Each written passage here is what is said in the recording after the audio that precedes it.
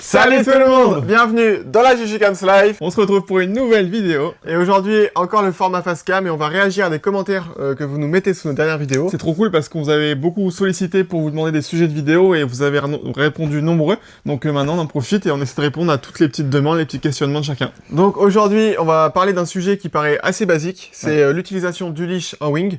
Donc au final, pas mal de commentaires là-dessus pour nous demander si c'était obligatoire. Pas, je veux pas dire au niveau légal, mais non, je veux dire si on est obligé d'en utiliser un. Si c'est vraiment utile et aussi pourquoi nous on n'en met pas, parce qu'il y a aussi cette question. Et là pour le coup, on sait que selon les vidéos, des avis peuvent diverger, comme le harnais, etc.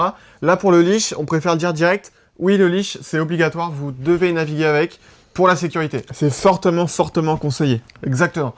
Donc après on va voir dans cette vidéo pourquoi, et aussi pourquoi nous, vous nous voyez sans leash parfois pendant nos sessions. Allez, c'est parti!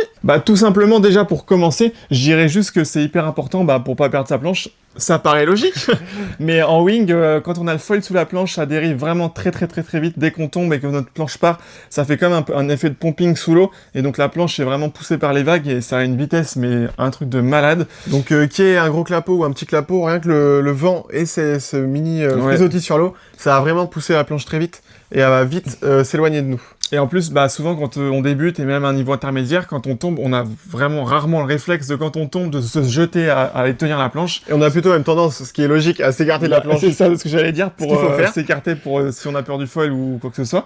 Et du coup, c'est vraiment s'enlever une charge de la tête, se dire je tombe, c'est comme ça arrive, je vais tomber plein de fois si j'ai envie de progresser. Et au moins, si on a le leash, on pense pas à ça, on tire le leash, on récupère sa planche. Donc ça, c'est vraiment le truc le plus important. Et la chose à laquelle je pense aussi, c'est que sur les spots où il y a un peu de monde, que ce soit des kites, des planches à voile, des wings, et en fait, faut pas se reposer sur les autres en se disant si je la perds, c'est pas grave, il y aura un compatriote, un collègue qui va me la récupérer.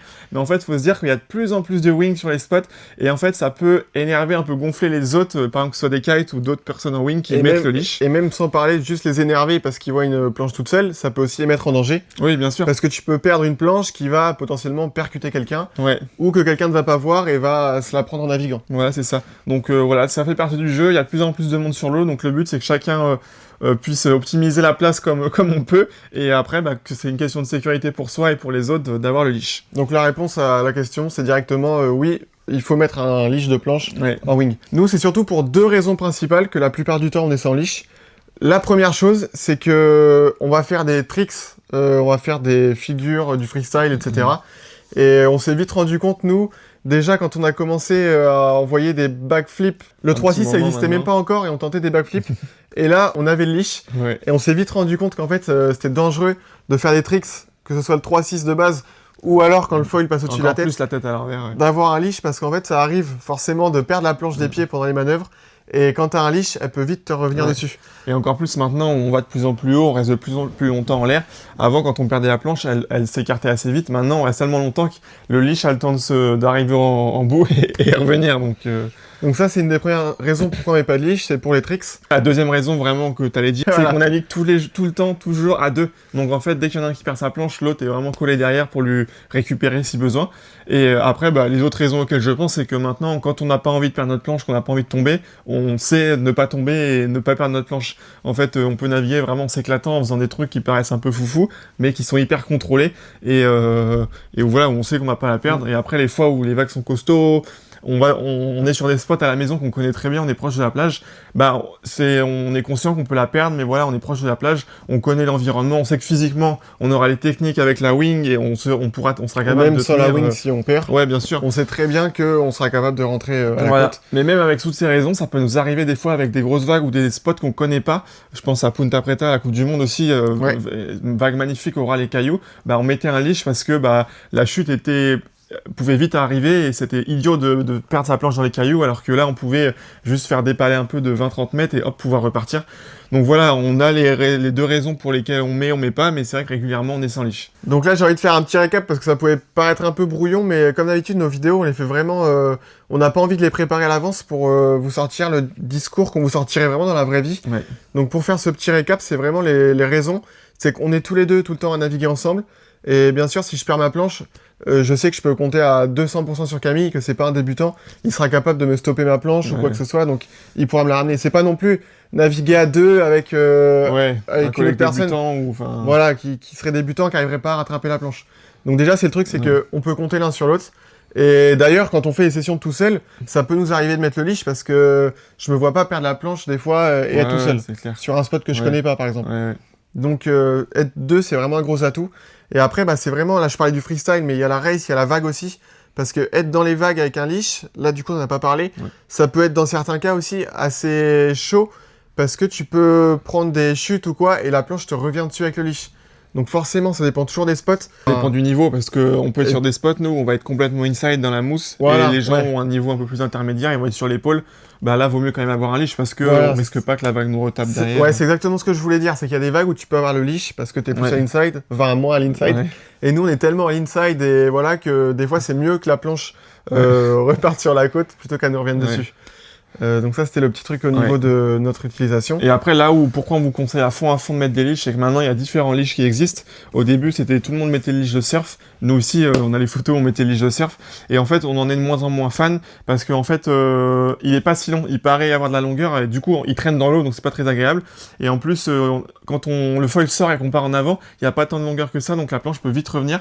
Nous, ce qu'on aime bien et qu'on utilise, que ce soit à l'école ou nous, quand on en met, c'est un leash ceinture téléphone. Et du coup, il traîne pas dans l'eau, il paraît assez court. Et pourtant, quand il se déplie, quand on le met en bout de coude, il est super long. Et donc ça, c'est vraiment pas mal. Et côté téléphone aussi amorti.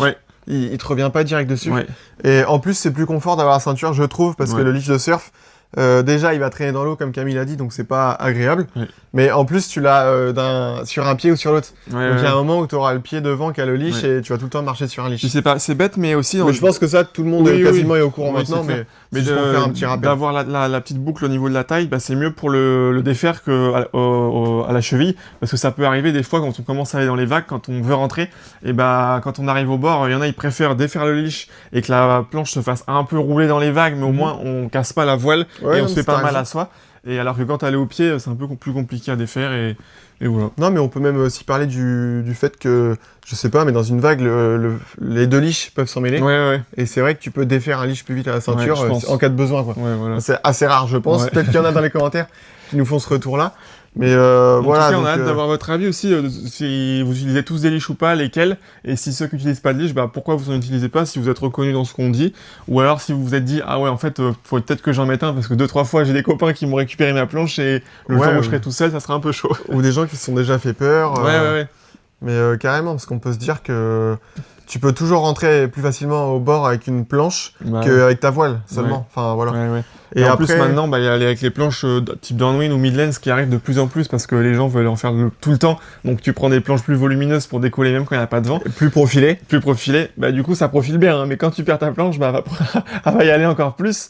Et du coup, elle va être encore plus dure à rattraper. Donc, ça mérite vraiment aller chez ces planches-là encore plus. Et d'ailleurs, ça me fait penser qu'on a une demande des fois, c'est qu'il existe des techniques avec la voile pour rattraper une planche qui dérive. Parce que ça peut nous arriver de casser un leash ou de pas en avoir mis. Enfin, voilà. On pourrait en faire une vidéo, pourquoi pas. C'est pas une vidéo longue ou quoi, c'est une technique. On peut se mettre dans l'eau avec la GoPro un jour et puis filmer un peu. Mais c'est vraiment dans l'idée de vous donner une solution de secours s'il y a besoin. Et puis, mais qui permet pas forcément de rattraper ces planches downwind qui vont très vite. Mais la plupart des planches un peu normales, classiques. S'il y a un petit vent, ça prend dedans et c'est bon. Normalement c'est bon. Voilà, j'espère que cette vidéo vous a plu. Elle était assez courte par rapport aux dernières vidéos qu'on a fait assez longues. Mais j'espère que les dernières vous ont plu quand même. Nous, ça nous a plu à les monter, à les faire. C'était cool. On a pu partager pas mal de trucs qui nous paraissaient intéressants et où on a pris du plaisir. Donc c'était cool. Et pensez à vous abonner, activer la cloche si c'est pas déjà fait. Mettez des commentaires, c'est très important. Ça nous aide pour le référencement. Donc des idées de prochaines vidéos, vous nous en avez donné, on en a pas mal en tête. Vos retours aussi, ici dans ce cas, sur le leash. Et si vous n'êtes pas inspiré, mettez le double chaka. Je vois qu'il y a les triple chaka aussi qui arrivent en commentaire. C'est cool. Donc ça fait plaisir aussi. Et le petit pouce en l'air. Et on se retrouve dans une prochaine vidéo mercredi prochain. Allez ciao. Test mic, les pantoufles sont chaudes, c'est parti. Allez, moi je suis en claquette. Mais ça, vous le voyez pas.